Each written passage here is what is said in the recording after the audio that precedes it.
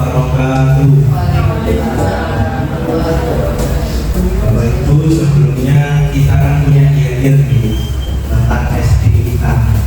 Nah, kita yel terlebih dahulu biar Bapak Ibu semuanya lebih semangat.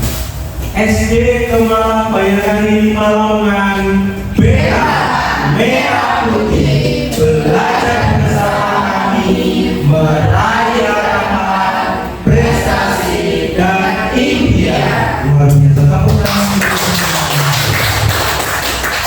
Bapak Ibu, pada pagi menjelang siang hari ini, mohon izin saya akan melakukan sebuah seminar ya, terkait dengan implementasi budaya positif di sekolah.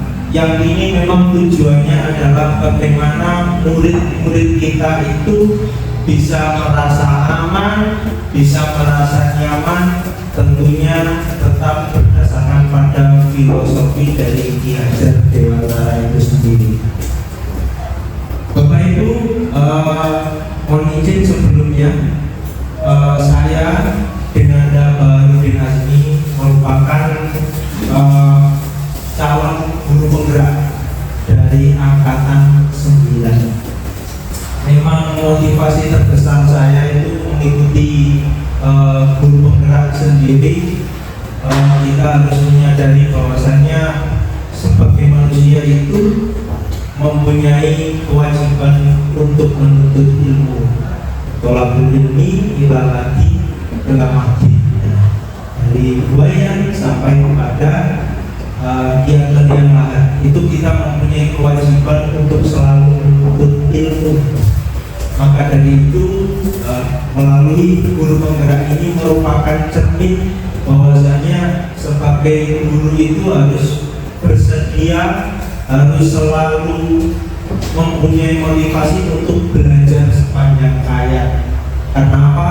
Kita tahu bahwasanya ilmu pengetahuan itu sifatnya dinamis, ya, selalu berkembang, selalu berubah mengikuti kodrat alam maupun dengan kodrat zaman. Nah, ini sebagai guru kita harus selalu mengembangkan potensi itu, bagaimana pengetahuan kita, dan pada hari ini khususnya kita juga akan belajar terkait bagaimana kita itu memperlakukan atau membersamai anak di setiap hari. Nah, ada dua poin penting yang akan kita pelajari pada hari ini, Bapak Ibu. Tujuan saya berbagi belajar bersama panjenengan semuanya yaitu terkait bagaimana konsep kunci yang ada dalam modul budaya positif itu terkait dari perubahan paradigma belajar, terkait disiplin positif, terkait motivasi perilaku manusia, kebutuhan dasar, posisi kontrol restitusi, keyakinan kelas, dan juga terkait segitiga restitusi. Nanti kita akan pelajari bersama-sama apa itu semuanya. Dan yang terakhir adalah berbagi pengalaman dari apa yang sudah saya pelajari dan yang sudah saya terapkan di kelas. Itu nanti kita lihat bersama-sama. Bapak Ibu, kita yang pertama yaitu terkait pemahaman konsep-konsep yang ada pada modul budaya positif. Nah,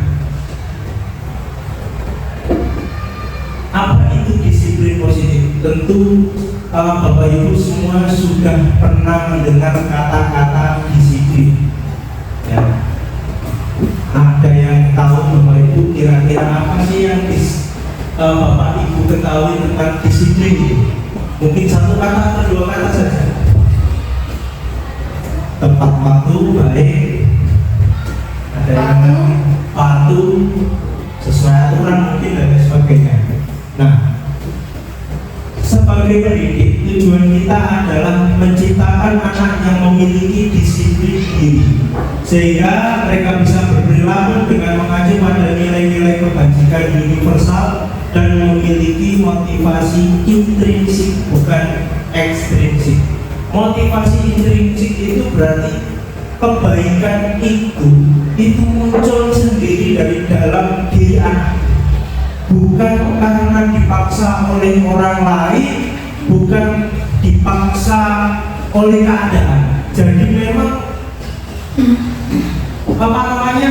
hal-hal yang baik itu muncul dari dalam diri anak itu sendiri. Ya kita kalau ambil contoh saja mungkin dalam kehidupan sehari-hari, ya kan, ada anak misalnya, kalau ada gurunya diam, kalau itu mungkin di kelas menemui seperti itu, kalau ada di kelas itu dia patuh sekali sama gurunya. Tapi kalau gurunya tidak ada, mungkin bisa saja anak itu melakukan perbuatan-perbuatan yang melanggar peraturan sekolah. Ada yang mungkin lari-lari di dalam kelas, ada yang mungkin lompat-lompat sampai bertengkar dengan temannya. Dan itu kan berarti bukan karena dari motivasi dirinya, motivasi ada di dalam dirinya. Misalkan ada motivasi di dalam dirinya, meskipun ada gurunya atau tidak ada gurunya, anak itu masih tetap baik di kelas, tetap disiplin, tidak mengganggu temannya dan lain sebagainya. Itu. Nah, coba sekarang Bapak dan Ibu coba bermain peran. Saya minta tolong Bu Husnul sama Pak Andre, coba berdiri Pak Andre sama Bu Husnul. Coba Pak Andre sama Bu Husnul. Pak Andre maju aja Pak Andre. Pak Andre coba maju aja. Nah, coba sekarang Pak Andre tangannya digenggam Pak Andre. Nah, tangannya digenggam. Coba Bu Husnul merayu Pak Andre agar Pak Andre mau membuka tangannya. Bagaimana? Coba Bu. Tangannya. Coba Pak Andre mau apa tidak? Pak Andre mau tidak? Masih tidak mau Bu Husnul. Coba cara lain Bu Husnul. Ayo dibuka tangannya, nanti kasih hadiah. Dikasih hadiah. Mau. Iya, terima kasih tepuk tangan untuk Pak Andre dan Bu Husnul. Ketika Pak Andre diberi hadiah ternyata mau. Nah, coba ini yang akan kita pelajari, bagaimana guru itu mengontrol muridnya. Pada dasarnya kita dapat memaksa murid untuk berbuat sesuatu. Memang kadang guru itu dianggap lebih berkuasa, lebih memiliki merasa di atas murid, sehingga murid itu harus sesuai dengan apa yang saya katakan, harus sesuai dengan apa yang kita inginkan. Memang pada prakteknya seperti itu. Walaupun namanya guru sedang mengontrol perilaku murid, hal sedemikian terjadi karena murid sedang mengizinkan dirinya itu dikontrol. Memang ada yang diizinkan. Ketika tadi Pak Andre diminta untuk membuka tangannya, ya, dirayu, rayuan pertama mentah. Lah kok rayuan kedua karena diberi hadiah, ternyata Mas Andre bersedia, kontrol dalam dirinya sudah mulai dilepas. Oh ya udah, saya bersedia membuka tangannya. Nah, kemudian ada ilusi bahwa semua penguatan positif efektif dan bermanfaat. Penguatan positif atau bujukan adalah bentuk-bentuk kontrol segala usaha untuk mempengaruhi murid agar mengulangi suatu perilaku tertentu adalah suatu usaha untuk mengontrol murid tersebut. Jadi di sini penguatan adalah positif. Guru meminta agar setiap hal yang positif ada dalam murid itu diulang secara terus-menerus. Ilusinya seperti itu. Jadi ketika misalnya saya ambil contoh, anak datang tepat waktu, guru meminta agar anak itu tidak boleh terlambat, harus datang tepat waktu. Yang selanjutnya adalah ilusi bahwa kritik dan membuat orang merasa bersalah dapat menguatkan karakter. Nah, menggunakan kritik dan rasa bersalah untuk mengontrol murid menuju pada identitas gagal. Sebenarnya kritik ataupun membuat orang merasa bersalah itu adalah menuju murid yang membuat murid itu merasa gagal, membuat dirinya gagal. Ada makanya ketika anak disalahkan itu malah biasanya adalah merasa minder, yang membuat anak itu akan merasa takut. Selanjutnya adalah ilusi bahwa orang dewasa memiliki hak untuk memaksa.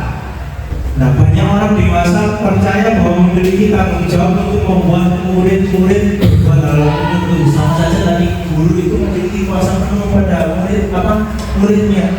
Bahwasanya guru itu bisa mengatur murid, guru bisa menginginkan apapun yang ada di dalam murid, dipaksa. Kan nggak berani kadang-kadang. Kita ngambil uang sakunya saja, mungkin anak itu tidak akan melawan. Nggak mungkin sampai akan diajak berantem. Pasti nurut meskipun, tapi di dalam hatinya itu mereka itu sakit hati, memaksa itu tidak boleh.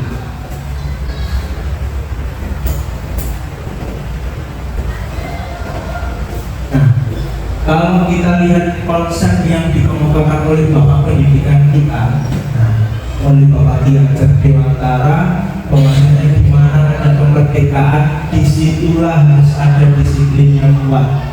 Nah, sesungguhnya disiplin itu sifatnya adalah self-disiplin. Kita sendiri yang mewajibkan diri dengan sekeras-kerasnya, tetapi itu sama saja. Sebab jikalau kita tidak dapat melakukan self-disiplin, wajiblah penguasa lain mendisiplinkan kita. Dan peraturan demikian itulah harus ada di dalam suasana yang merdeka. Begitu juga dengan Bapak Ibu ketika menjadi seorang guru sama, bahwasanya ketika kita tidak bisa disiplin atau katakanlah tidak bisa datang tepat waktu, pasti ada yang harus mendisiplinkan kita. Mungkin ibu kepala sekolah ataupun bapak kepala sekolah itu kan mempunyai kewajiban untuk mendisiplinkan kita, karena memang untuk mendisiplinkan diri itu suatu yang sangat sulit. Maka dari itu memang sesuai dengan kodratnya itu kan ada orang yang mendisiplinkan kita. Mungkin ketika kita waktu kecil dulu kita didisiplinkan oleh orang tua. Ketika kita itu dulu mandi jam 4, kalau saya dulu kalau jam 4 belum mandi, belum pulang jam 4 atau jam 4 itu belum pulang dan mandi, kalau datang jam 5 atau dan seterusnya langsung digantung di pohon mangga. Jadi memang sifatnya memaksa orang tua itu. Kalau sekarang anak disuruh begitu ya mungkin berbeda, karena generasinya sudah mulai berbeda. Nah, kita lanjut pada teori motivasi. Di sini Diana Bose dalam bukunya Restructuring School Discipline menyatakan ada 3 motivasi perilaku manusia. Yang pertama, untuk menghindari hukuman atau sebuah ketidaknyamanan. Jadi orang yang dihukum itu posisinya adalah tidak nyaman. Anak mungkin kadang merasa senang, anak itu kadang kalau dihukum itu mungkin posisinya adalah tidak nyaman. Yang kedua, untuk mendapatkan imbalan atau mengharapkan penghargaan dari orang lain. Itu biasanya seperti tadi kita ambil contoh Pak Andre bersedia membuka posisi kontrol dirinya dengan dia diberikan penghargaan, diberikan hadiah kalau dia baru membuka tangannya. Kemudian yang ketiga, untuk menjadi orang yang mereka inginkan dan menghargai dirinya sendiri dengan nilai-nilai yang mereka percayai. Ini yang paling penting. Jadi motivasi itu seyogyanya, seharusnya itu muncul dari dalam dirinya sendiri, muncul dari nilai-nilai yang dia percayai.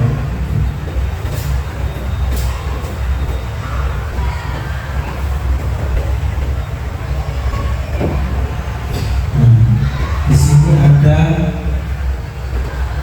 kita lanjutkan, kita mengenal adanya hukuman, konsekuensi, dan restitusi. Mungkin yang kita sering dengar itu adalah hukuman, Bapak Ibu. Kemudian yang sering kita dengar juga berkaitan dengan konsekuensi.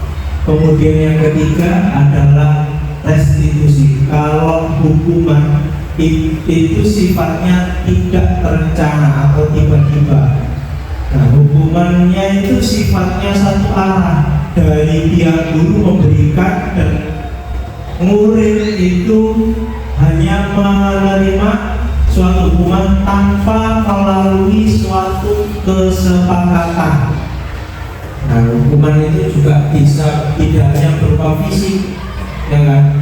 Kita memukul, menjewer, ya, yang tentunya harus kita hindari pada saat atau waktu ini, tapi juga bisa berupa kata-kata. Kamu bodoh, kamu tolol, dan lain sebagainya. Itu adalah merupakan suatu hukuman cara kita menghadapi anak. Terus yang ketiga adalah konsekuensi. Sudah terencana atau sudah disepakati, sudah dibahas dan sudah disetujui oleh guru dan murid. Kalau kita contoh sederhana, konsekuensi itu anak mau tidak mau harus melakukan. Contoh, kita sudah membuat sebuah kesepakatan, misalnya kalau di kelas membawa minum tumpah, anak membersihkan, itu hukuman atau konsekuensi, Bapak Ibu? Kira-kira tumpah itu hukuman atau konsekuensi? Konsekuensi, karena itu wajib dilakukan. Kalau tidak, anaknya sendiri mau, siapa yang melakukan? Jadi memang hal yang ditimbulkan dari apa yang mereka berbuat itu adalah sebuah konsekuensi. Dan yang ketiga ini adalah restitusi. Mungkin ibu-ibu baru mendengar kata-kata restitusi. Apa restitusi itu? Proses menciptakan kondisi bagi murid untuk memperbaiki kesalahan mereka, sehingga mereka bisa kembali pada kelompok mereka dengan karakter yang lebih kuat. Jadi di sini adalah upaya perbaikan kesalahan, bukan menghakimi, bukan apapun, tapi tujuan dari restitusi itu adalah menguatkan karakter anak. Anak lebih tahu bahwasanya itu adalah perbuatan yang jelek, jadi tidak diulang kembali. Seperti itu adalah restitusi.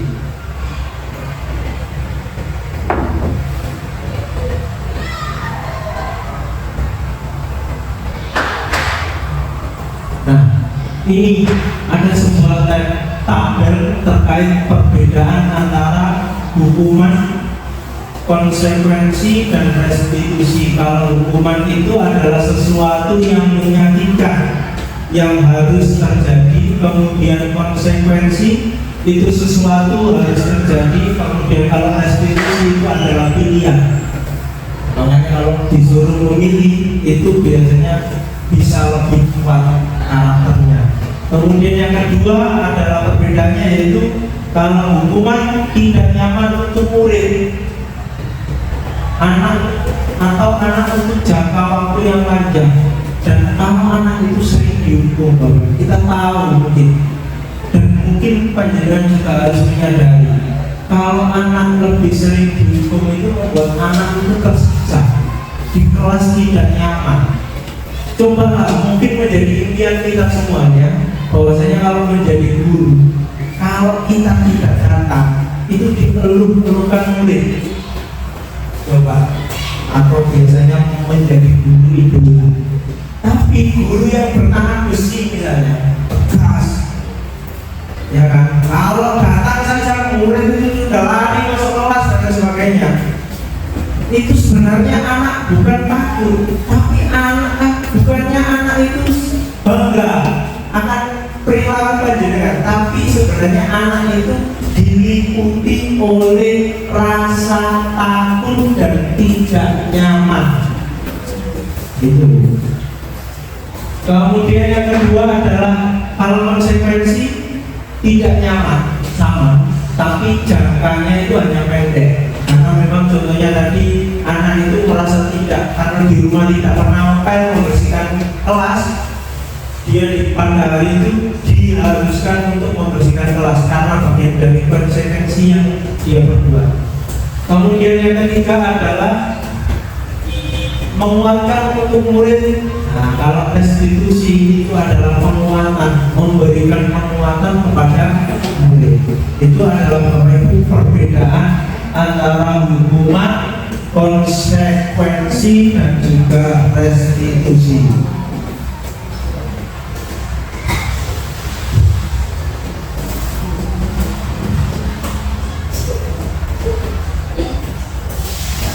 Monggo Bapak Ibu, nanti panjenengan akan mencatat 100 kali di dalam buku kalimat saya tidak akan terlambat lagi karena terlambat ke sekolah. Mungkin ini gaya guru lama ya. Nulis itu dulu kalau kamu terlambat nulis, soalnya gurunya beti ada di kakak anaknya kok, ya kan? Makanya guru membuat sebuah hal-hal yang dilakukan ketika anak itu terlambat jadi dengan menulis. Kira-kira ini konsekuensi atau hukuman?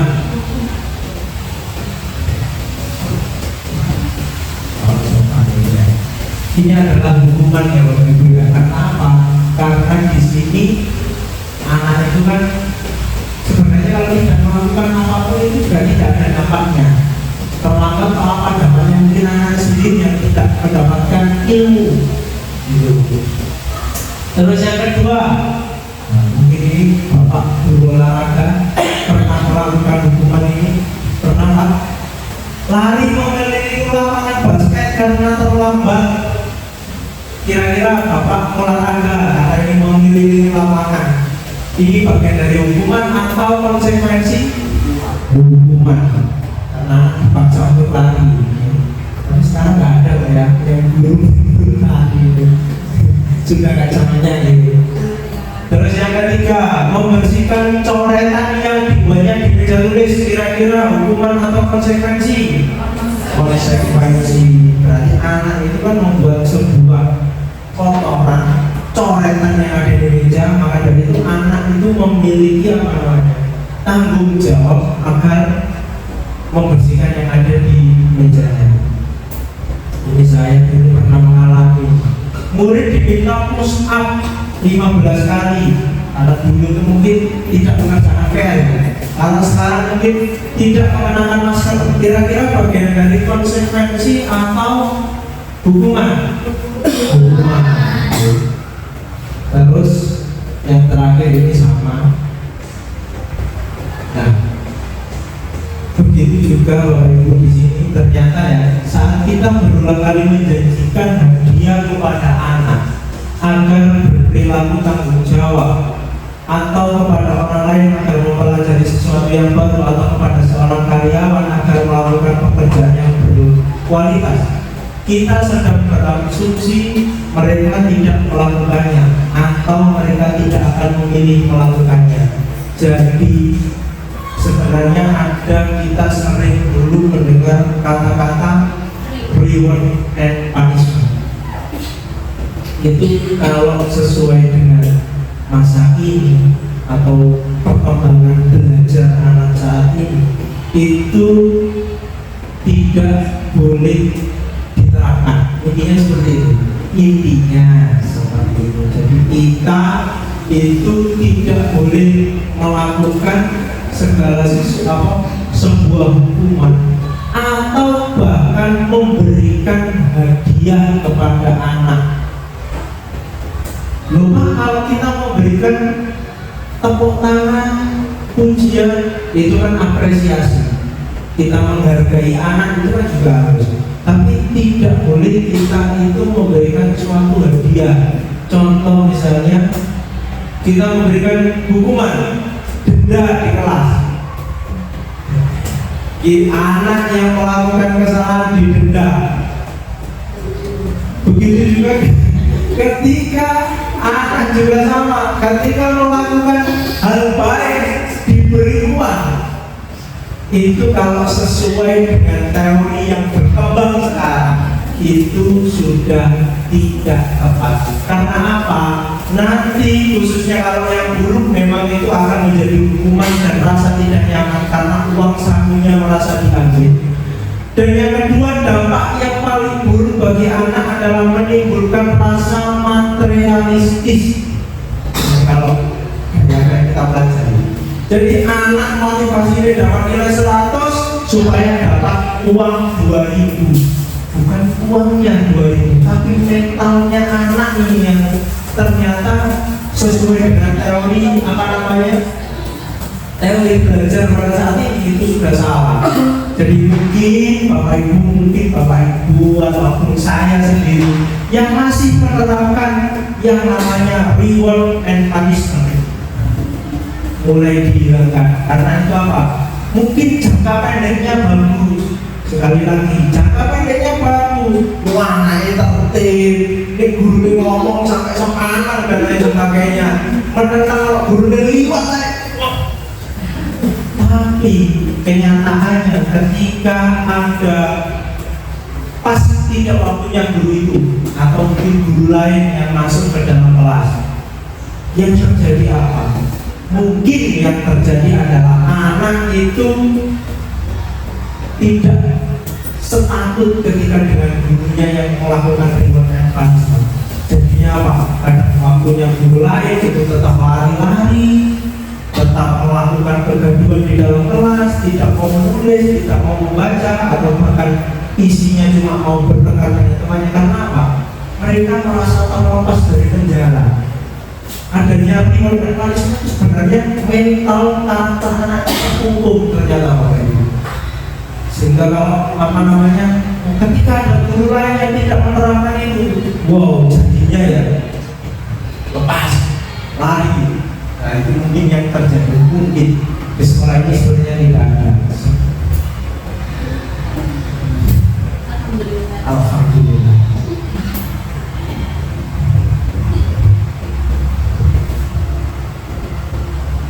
Nah, maka dari itu Bapak Ibu, selain kita tadi mengenal yang namanya konsep hukuman, konsekuensi ataupun restitusi itu sendiri, kita juga harus mengenal nilai-nilai kebajikan atau nilai-nilai kebaikan. Itu apa sih? Nilai kebajikan adalah sifat-sifat positif manusia yang merupakan tujuan mulia yang ingin dicapai setiap individu. Itu adalah bagian dari nilai-nilai kebajikan. Nah, Bapak Ibu, adanya nilai kebajikan, kenapa kalau kita nggak boleh membuat hukuman, kita nggak boleh membuat suatu bahkan hukuman itu kan karena adanya peraturan. Maksudnya peraturan. Kita itu sekarang kalau bisa diganti Bapak Ibu, kalau di kelasnya ada yang namanya, dulu sempat ada istilah, mungkin kalau sudah ada di kelasnya Bapak Ibu, itu ada kesepakatan kelas. Tapi kalau teori sekarang, ya kan, dari guru penggerak ada yang namanya keyakinan kelas. Ini mungkin ada persamaan dari peraturan. Bedanya dengan peraturan itu apa? Kalau peraturan itu kan yang buat guru harus mengikuti peserta didik, kalau nggak mau diikuti berarti kamu akan dihukum. Itu yang mungkin terjadi selama ini di dalam dunia pendidikan. Adanya peraturan kelas, tata tertib kelas, ya kan? Kalau melanggar dihukum A, kalau melanggar dihukum B, didenda, disuruh push up, disuruh lari, disuruh berdiri di depan kelas. Itu kan mungkin pembelajaran yang selama ini hal-hal yang mungkin diterapkan oleh Bapak Ibu selama ini. Tapi kalau yang sekarang istilahnya adalah sebuah keyakinan kelas. Nah, ingat Bapak Ibu, khususnya bagi Bapak Ibu guru kelas, ada yang namanya keyakinan kelas. mungkin ada kesepakatan kelas. Keyakinan kelas ini adalah membuat seseorang lebih tergerak dan bersemangat untuk menjalankan sebuah keyakinan daripada hanya sekedar mengikuti serangkaian peraturan tertulis tanpa makna. Kenapa keyakinan kelas ini lebih meyakinkan? Karena yang membuat adalah antara guru dengan siswa atau muridnya itu sendiri. Jadi guru dengan murid itu mereka melakukan yang namanya diskusi, mencari peraturan tersebut diubah menjadi keyakinan kelas. Oh, kalau saya melakukan ini akan seperti ini. Dan itu boleh tertulis di dinding-dinding kelas yang disebut dengan keyakinan kelas itu. Nah, selanjutnya, ini adalah bentuk-bentuk keyakinan kelas. Nah, contoh keyakinan kelas misalnya aktif di kelas dan sering bertanya. Kalau sekarang Bapak Ibu pembelajaran abad 21, ya kan, itu kan mengharuskan anak kolaboratif, aktif. Itu berarti anak itu bagaimana aktif di kelas, bukan gurunya yang aktif di kelas. Tapi sudah saya menemukan di sini luar biasa guru-guru SDN kami melalui kontennya seperti Ibu Naila, yang mampu mengkoordinasikan kelas, anaknya mau aktif. Jadi bukan gurunya. Guru kalau sekarang bilang guru capek lah, berarti gurunya nggak bisa pulang. Aku capek jadi guru. Berarti aku gurunya yang mungkin tidak bisa mengajar, masih menggunakan metode zaman dulu, ceramah, maju gurunya, muridnya disuruh diam. Ya seperti di bangku perkuliahan, dosennya kalau di kuliah sekarang sudah mulai mengikuti perkembangannya. Dosen datang ngasih tugas pulang, muridnya mahasiswanya disuruh diskusi, dosen hanya disuruh menambahkan. Itu sudah memberikan contoh. Nah, itu yang diharapkan ada di sekolah dasar. Sama, guru itu memberikan memfasilitasi anak untuk berdiskusi. Tapi bedanya mungkin kalau kita SD harus lebih jelek istilahnya, lebih lebih ngomong lah. Kalau mahasiswa kan sudah dibiarkan, ya kan? Tapi kalau seperti seorang guru harus diarahkan. Kalau kita lihat mungkin di kontennya Bu Naila itu kan, kalau kita lihat bagaimana Bu Naila itu mampu menjadi fasilitator murid. Jadi dia itu tidak menjadi, oh kamu harus ikut saya belajar, tidak, ya kan? Jadi itu melalui keyakinan kelas, dan itu alhamdulillah sudah ada. Tapi istilahnya kalau Bu Naila saya lihat di kelasnya itu adalah kesepakatan kelas. Terus bunyinya yang kedua, kalau kita contoh keyakinan kelas, taat pada Tuhan dan sopan terhadap guru. Nah, kan berisi kalimat-kalimat positif. Ya kan, kalau kita guru sekarang, itu murid sekarang banyak sekali yang mengutuk pada gurunya. Ya kan?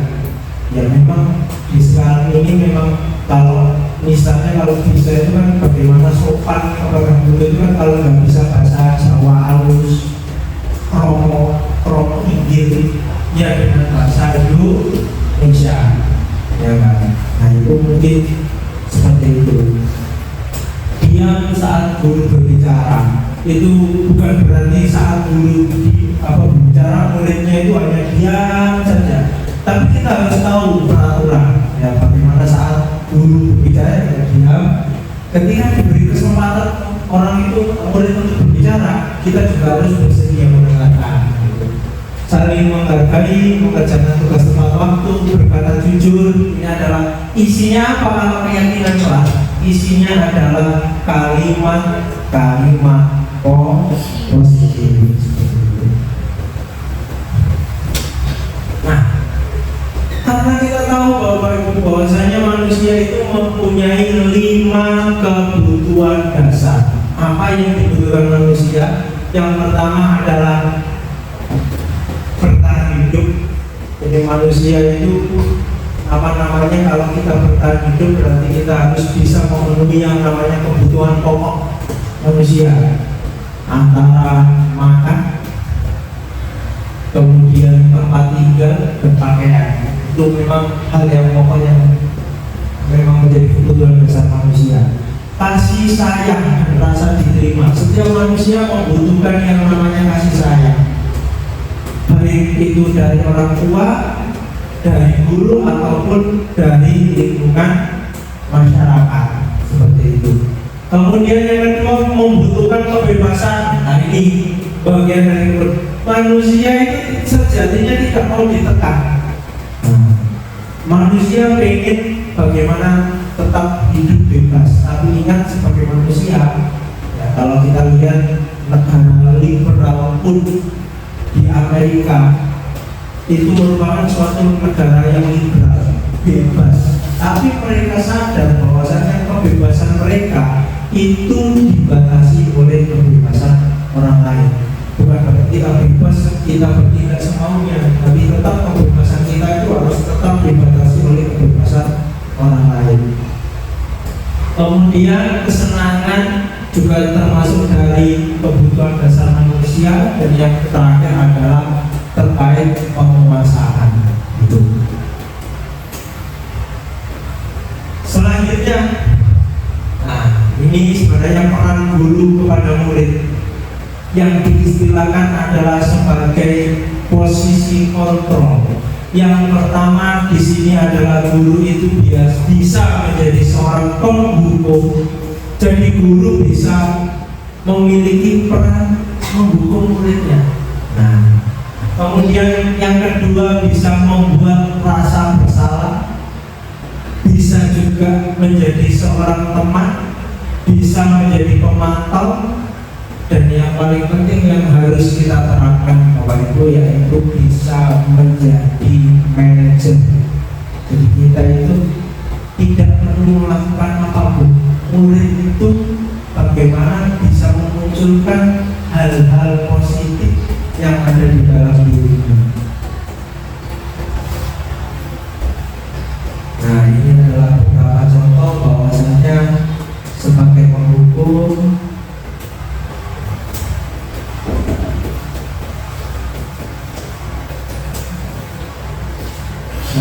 dan yang terakhir yaitu terkait segitiga restitusi. Apa itu segitiga? Tapi kalau restitusi itu adalah bagaimana cara kita membuat orang lebih positif, free, ya. Kalau di segitiga restitusi itu ada 3 tahapan, Bapak Ibu. Ada 3 tahapan yang dalam segitiga restitusi. Yang pertama adalah menstabilkan identitas. Ini bagaimana cara kita memperlakukan anak ketika anak itu berbuat kesalahan. Yang namanya anak nggak selamanya itu bisa kita kendalikan seperti apa yang kita inginkan. Jadi Bapak Ibu sepakat ya. Jadi kadang meskipun kita sudah punya keyakinan, punya sebuah kesepakatan, tapi anak itu masih tetap berperilaku atau dia itu masih tetap melakukan sebuah kesalahan. Nah, untuk menanganinya kita melakukan atau melaksanakan yang namanya segitiga restitusi. Orang tuanya nakal, double anak dituturi, kita bisa menggunakan segitiga restitusi. Apa itu? Menstabilkan identitas.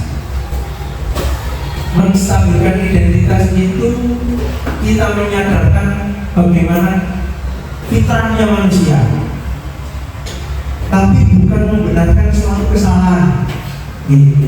Tapi kembali lagi kita mengembalikan bahwasanya kita kasih tahu kepada anak. Kita tahu contohnya misalnya ada namanya rahasia, angka, atau berbuat kesalahan ketika di dalam kelas, ya kan?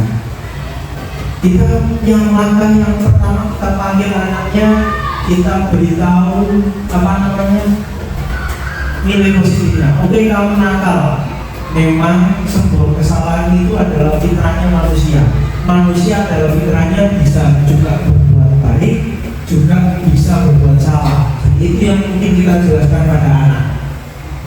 Di samping itu adalah tidak membuat dirinya dulu. Jadi kita itu bagaimana identitas anak, mental anak kita stabilkan terlebih dahulu. Terus yang kedua adalah memvalidasi tindakan yang salah. Jadi kita yang kedua tetap menegaskan bahwasanya yang diperbuat Tasya itu salah. Loh, kamu tadi memukul temanmu itu adalah perbuatan yang salah, ya kan? Dan itu kita kembalikan bahwasanya kita juga bisa jelaskan dampaknya apa yang terjadi. Jadi tahap yang kedua itu, misalnya rasa memukul temanmu itu bisa sakit atau nanti bisa berdampak pada orang tuanya tidak terima dan lain sebagainya. Itu mungkin yang bisa ditimbulkan apa namanya dari tahap yang kedua atau validasi tindakan. Kemudian yang ketiga adalah menanyakan kembali ke keyakinan kelas. Kalau sudah ada keyakinan kelas di dalam kelasnya, Bapak Ibu bisa menggunakannya kembali, bisa mengingatkannya kembali. Loh, masalahnya kita kan sudah buat yang namanya apa keyakinan kelas. Oleh sebab itu kamu masyarakat itu harus bisa apa namanya mentaati keyakinan atau keyakinan yang sudah kita buat. Nah, seperti itu Bapak Ibu contoh penyelesaian masalah dengan yang namanya segitiga restitusi. Nah, Bapak Ibu di penghujung kegiatan kita pada hari ini, saya ini berbagi pengalaman bagaimana menerapkan budaya positif yang ada di lingkungan kita atau di SD Bayangkari ini. Ini ada sebuah video terkait penyelesaian masalah. Nah, di sini ada terjadi pertengkaran antara Vino dan Taro. Mereka bertengkar, videonya seperti itu. Kemudian mereka saya panggil. Dan ini mulai saya lakukan yang namanya segitiga restitusi penyelesaian masalah. Kita mau menstabilkan identitas. Di sini saya jelaskan bahwasanya mereka itu memang seorang anak yang mestinya tidak luput dari sebuah kesalahan. Apalagi emosi seorang anak itu kan memang belum stabil, mudah terganggu oleh temannya, mudah marah. Itu ini yang saya lakukan dan saya jelaskan kepada Vino dan Taro.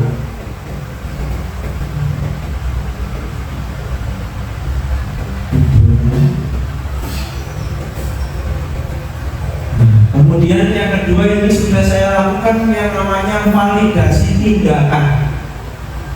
Di sini saya minta saya memvalidasi, saya memastikan bahwasanya yang dilakukan mereka berdua itu salah.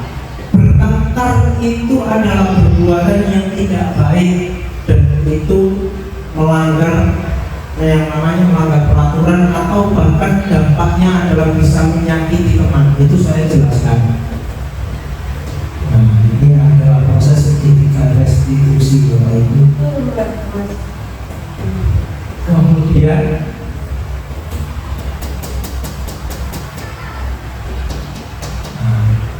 nanti mungkin sampai pada yang namanya keyakinan kelas tahap yang ketiga.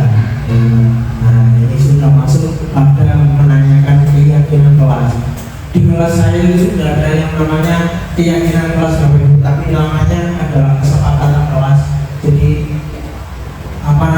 sebuah kesepakatan yang saya buat bersama anak didik. Jadi saya tempel di pojok kelas seperti itu. Jadi ini adalah salah satu contoh penyelesaian masalah menggunakan segitiga restitusi.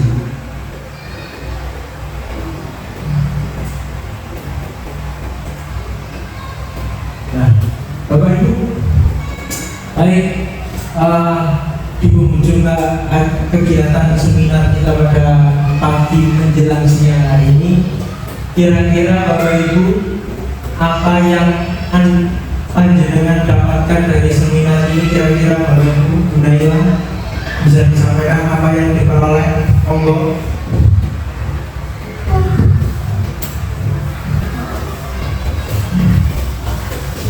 Mohon disampaikan Gunaila. Terima kasih atas kesempatannya. Jadi penjelasan yang disampaikan oleh Pak Nada tadi, yang membuat saya merasa dapat ilmu itu bahwa dalam menyelesaikan masalah anak itu harus menggunakan kesepakatan. Jadi sudah tidak boleh yang namanya menerapkan punishment atau reward, karena pada kenyataannya saya itu masih menggunakan reward. Jadi kelas saya itu masih saya lakukan, sehingga mungkin untuk kedepannya saya akan lebih belajar untuk menerapkan segitiga restitusi ataupun keyakinan kelas saya. Terima kasih. Baik,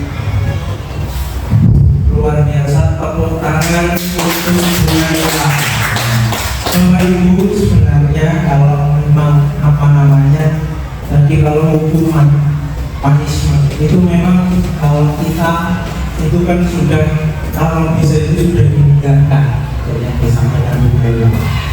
Akan tetapi khususnya ketika kita memberikan reward itu kalau kan reward yang dilarang di sini itu adalah reward mungkin yang berlebihan. Jadi reward yang berlebihan itu misalnya dengan apa? Apalagi kalau kita memberikannya itu dengan uang. Itu yang membuat apa?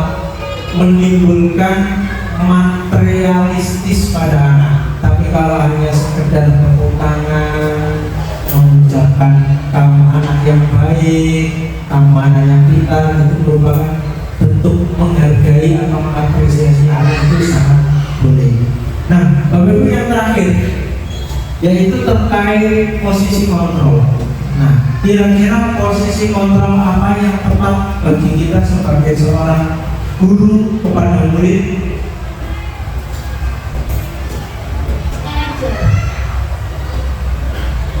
Sekali lagi Bu, sebagai apa kira-kira posisi kontrolnya tadi? Manajer. Sebagai manajer. Jadi kita itu sifatnya kalau manajer itu berarti kita itu bagaimana bisa menumbuhkan motivasi anak itu benar-benar dari dalam dirinya. Sekali lagi bagaimana kita itu bisa menerapkan membuat anak itu bisa memunculkan motivasi itu yang benar-benar dari dalam dirinya, bukan karena dipaksa. Ya, sekali lagi bukan karena kita itu dipaksa, oh kamu itu harus seperti ini, kamu harus seperti itu tidak boleh.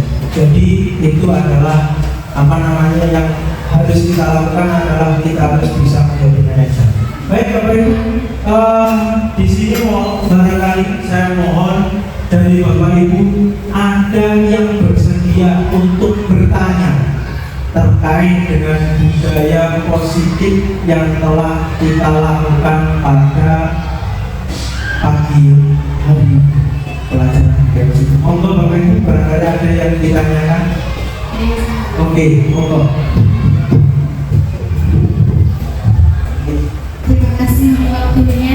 yang ingin saya tanyakan adalah adakah minimal yang minimal keyakinan atau kesepakatan keyakinan kelas yang harus kita buat untuk anak-anak? Apakah yang paling fleksibel itu minimal itu berapa nih Pak? Berapa keyakinan? Kan kalau misalkan semua dibuat untuk keyakinan kan tidak mungkin nih. Barangkali ada yang point of view-nya aja yang dibuat untuk keyakinannya seperti itu. Terima kasih. Terima kasih. Terima kasih Bapak Ibu. Sebelumnya untuk menghilangkan rasa ngantuknya Bapak Ibu semuanya, Bapak Ibu mohon semuanya berdiri. Kita bermain dulu yang namanya permainan buka tutup.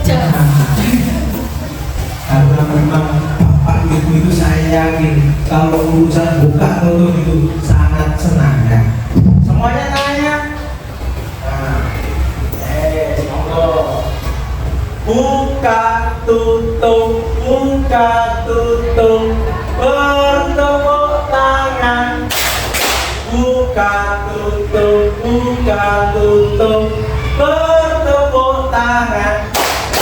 Buka tutup, bertepuk tangan. Buka tutup, bertepuk tangan. Terima kasih tepuk tangan. Baik Bapak Ibu, tadi ada pertanyaan dari apa namanya Bu Nur Hafida terkait apakah ada batasnya dalam pembuatan keyakinan kelas. Dalam membuat sebuah keyakinan kelas Bu Nur Hafida itu sebenarnya tidak ada batas minimal ataupun batas maksimal. Tapi berkaitan dengan apa? Apa namanya? Berkaitan sesuai dengan kebutuhan kelasnya masing-masing, sesuai dengan kondisi yang ada di kelasnya masing-masing. Itu yang perlu apa namanya dibuat dalam keyakinan kelas. Dan perlu kita garis bawahi Bu Nur Hafida bahwasanya dalam keyakinan kelas itu memang yang patut kita perhatikan yaitu terkait yang namanya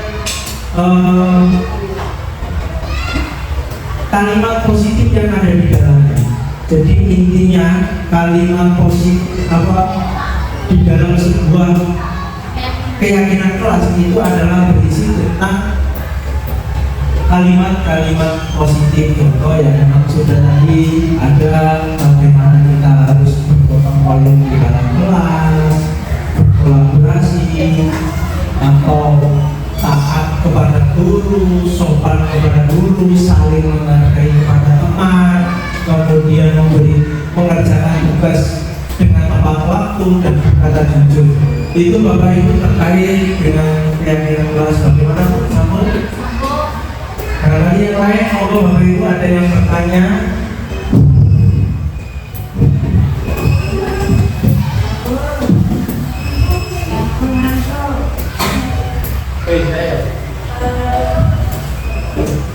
Terkait dengan keyakinan kelas tadi, saya tanyakan adalah bagaimana cara mengarahkan anak supaya terbentuk nanti itu keyakinan yang positif. Karena pernah saya kelas itu saat kita buat kesempatan kelas, ada yang memilih yang menurut mereka itu yang enak-enak ya. Contohnya misalnya tidak pembelajaran diselesaikan di kelas, tidak boleh ada PR, mungkin seperti itu. Nah, maksudnya anak itu memilih yang menurut mereka itu yang gampang. Dan sedangkan bagaimana caranya untuk menggiring anak itu untuk menemukan kalimat-kalimat atau keyakinan kelas yang positif seperti itu. Baik Bapak Ibu, terima kasih. evaluasi pertanyaan yang luar biasa dari Bu Naila terkait dengan bagaimana menggiring anak atau mengajak anak itu mau membuat kesepakatan kelas yang tidak hanya untuk kenikmatan dirinya sendiri, kenikmatan dirinya sendiri, kan intinya itu. Jadi saya pernah membaca sebuah artikel dari Jane Foster. Jane Foster itu merupakan orang ahli hukum, terutama ketika membahas tentang hukum anak, ya kan, Bapak Ibu. Sebaiknya ketika kita mengajak atau memberikan efek jerah, nah, sebenarnya itu kan memberikan efek jerah itu adalah dengan kalimat persuasi. Sebenarnya itu cara menggiringnya Bu Naila itu bisa dengan menggunakan kalimat persuasi. Ajakan, diajak. Contoh kalau kita saja, misalnya diajak teman kita, mau makan enggak? Mau makan enggak? Pasti jawabnya pasalnya semuanya adalah enggak. Kalimat persuasinya. Tapi berbeda kalau kita mengajak teman kita makan ya. Mungkin teman kita 80% mengatakan ayo, 20%-nya mungkin dia lapar. Kalau kita sudah awal, kita makan enggak? Itu kan sudah ada kalimat persuasi dan sifatnya terlalu bukan kalimat persuasi gitu, bukan ajakan, tapi hanya menebalkan identitas bahwasanya kita nggak perlu makan gitu. Tapi kalau kita berbeda dengan kalimat persuasi, kita makan ya, dan kita kembalikan lagi ke kelas misalnya kita. Kalau di kelas misalnya kita lihat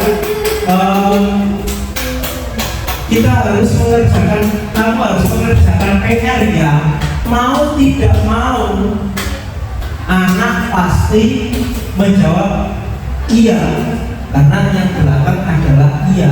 Itu kalau kita tarik lagi ke dalam ilmu psikologi, itu pasti dalam lagi, karena di dalamnya itu ada yang namanya teknik lobbying lebih lanjut. Sebenarnya tapi paling tidak itu adalah kita mengubah untuk menggiring itu kita menggunakan yang namanya kalimat persuasi. Kita harus mengerjakan PR ya, kita harus mengerjakan tugas ya. Jadi bukan gimana kita harus, kamu mau PR apa? Jawabannya boleh pasti enggak bu. Nah itu merupakan bagaimana anak kita bisa menggiring anak untuk merumuskan kesepakatan kelas sesuai dengan keinginan kita. Itu Bapak Ibu. Kira-kira ada pertanyaan lagi apa tidak Bapak Ibu? Sudah cukup ya. Baik, di sini saya simpulkan Bapak Ibu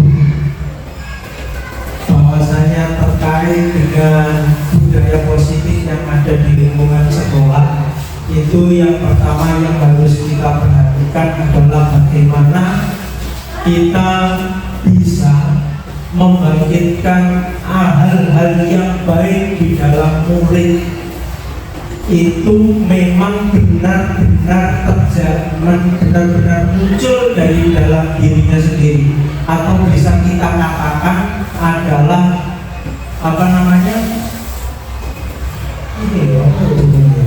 muncul karena internalnya dirinya sendiri, bukan karena orang lain, bukan karena rasa takut, tekanan ataupun yang lain sebagainya, tapi benar-benar muncul karena dari dalam dirinya sendiri.